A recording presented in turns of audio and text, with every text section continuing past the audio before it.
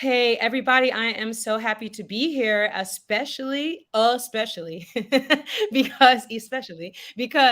I have my friend Lisa Russell, one of my dearest friends, who is a professional filmmaker, screenwriter, cultural curator, international activist, and many, many more things. And Lisa, most importantly, is one of my closest friends. And thank you so much for agreeing to be on this Hi, little. Maya. I'm excited. Thank you.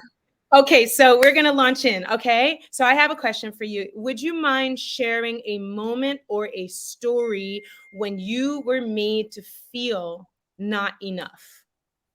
Yeah, no, and it's a great question. I'm glad you're doing this, Maya. I think it's gonna, bring out some really personal and deep reflections for people.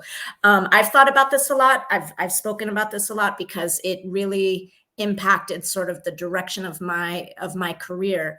But when I felt like I was not enough, stems from when I was fairly young, and I had a pretty traumatic childhood.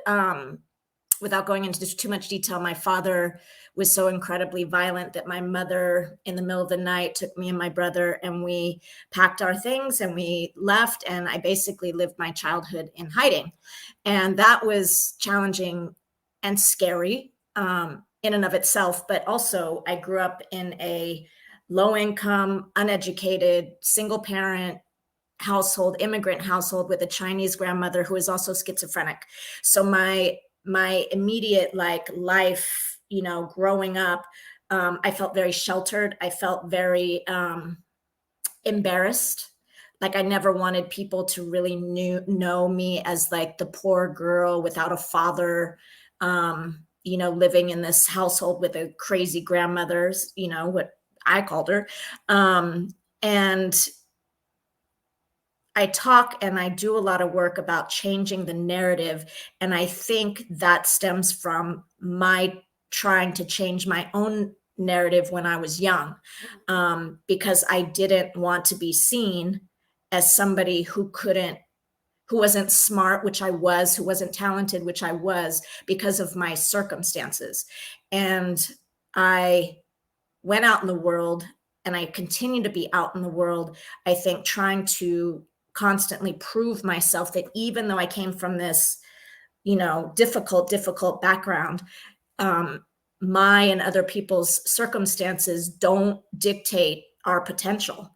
And while at the time growing up, I was really resentful that that was my reality. I wanted to be like the normal kids and have money and, do all these things. I wasn't. But as an adult, I'm so appreciative of it because I think that's what led me to be an incredible problem solver and creative thinker, because anything that I have, I had to figure out how to get it on my own. When I was learning to be a filmmaker, I needed an editor. I didn't have money for an editor. So I spent 3 years learning how to edit. And I think that it has helped me become a better storyteller because I don't walk through the world feeling sorry for people or thinking that they are not capable of doing incredible things in the world because of their circumstances. I know refugees in Kenya who are incredibly talented, really, big hearts, and you would on paper might, stereotype them or put them in this sort of bubble. But the reality is, like, again, I just keep saying your circumstances don't dictate your potential. So I went from feeling like I wasn't enough to then that feeling driving an incredible career path for me. I mean, Lisa Russell, you lead an extraordinary life. You travel all around the world. You have dear friends of all persuasions, all levels, all classes, Mhm. and you built this from the bottom up, truly. So Mhm. um thank you so much for sharing such a powerful, deep story. This is like a inception story, as they would have, like, before you were a superhero, what made you, what were the pressures that made this diamond? um and mind you, everyone, my friend Lisa has an Emmy. She's she is successful in the eyes of the professional world, not just within her heart. So Lisa, now with your life experience and your perspective, what would you say to your earlier self? I would say to not to have faith that things are going to work out. Like, I think for a long time I was scared. I didn't know what to do. I didn't have anybody to sort of guide me. And in the end, that uncertainty created a life that is extraordinary. In my opinion, it's extraordinary. I still feel like I am more comfortable in the struggle than I am in privilege. I still definitely feel that. But in 1 week, I can go from, meeting prime ministers of England and being at the United Nations, and then the next, like, working with small farmers in Rwanda, and being able to crisscross those things only comes from, I think, the experience I had growing up. So I guess I would say just chill, like it's going to be okay. But I think I was, at one point really uncertain. I didn't know even how to go to college. Like, I remember filling out the things. I'm like, Mom, I don't even know how to fill this stuff out. And she's like, I can't help you. And I was just constantly like, well, what am, like, just scared. I was scared. Being a But survivor absolutely made you a yes, problem solver. Being a survivor actually is one of your superpowers. Um, absolutely. but if you're Absolutely. talking to your earlier self, yes, I understand. Like, there is a certain amount of faith that has to enter the picture.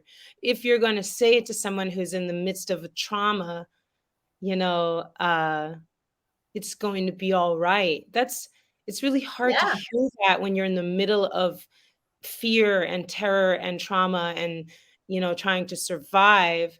Um, Hmm. but at the end of the day, that's still something, right? Like, even in the middle of that, Yeah. if you could meet your earlier self as a young lady, as even a high school kid, and you could speak to Ah, you, what would you say that it's going to be all right? yeah, I would say it's gonna be all right. As I got into high school, as I started working, I'll be honest, like, I got a job when I think I was 14 years old. As I started having my own money without the guilt of taking money from my mother, and I had my freedom, like, I've always been, like, pretty smart. I've always been very talented, whatever I tried. Like, at one point I took piano lessons and they're like, you could go professional. And I was like, I want to be a gymnast. So I've always been able to, and I do get some of these traits, I think, from my mother because she was very talented. But yeah, I think I would say, don't worry, it's gonna work out. And that you know, not having the certainty, and also, the humanitarian in me, I think, was partly due to, like, wanting to protect my mom, but I couldn't. Like, I saw my father push over the side of the boat. She was drowning. I couldn't do anything. I heard him beating her. I couldn't do anything. And then I guess maybe as an adult, I got confident, and I'm like, well, now I have all these tools that I can help. I can intervene. I can change the direction of you know, challenges and difficulties or whatnot. But I think, like, I'm so appreciative now that it all happened. It's funny because if you really, like, especially during high school, man, I had a boyfriend that was like, I'm like, what do you see me doing in the future? Like, what do you see me? And he was just like, I don't see you really leaving the house, like being a housewife. I'm like, are you serious? Like, that's what you see in me? And just everything that had happened. And yeah, maybe I do have a bit of that survivor's, like, energy, that it's like, you gotta fight to survive, has led me to put that fight in the right direction for I me, think it's you know? beautiful. So you took your pains, you took the things that were maybe originally designed to hurt you, and you used them Yes. as the fire for this beautiful, incredible activist and humanitarian career that you have. So if you were your own fairy godmother and you showed up and spoke to your earlier self, would she believe you? Oh, when I was young? If you were your own fairy godmother and you came back and you said, "Hey, Lisa, I'm from the future. No. Everything's gonna be all right," would you believe her? Mm-mm. Well, anyway, there's our lesson, everybody. You may not believe it that everything's going to be all right, but it's still going to be all right. No, Lisa, because I think those would just be words. Like I'd have to see something. Like I'm a big believer in like, seeing things happen. So if somebody just told me everything was going to be okay, I'm not sure. And I just felt like at the time just so lost, but it worked out. So well, we love you. I love you. And I want I to love thank you you too, so Maya. much.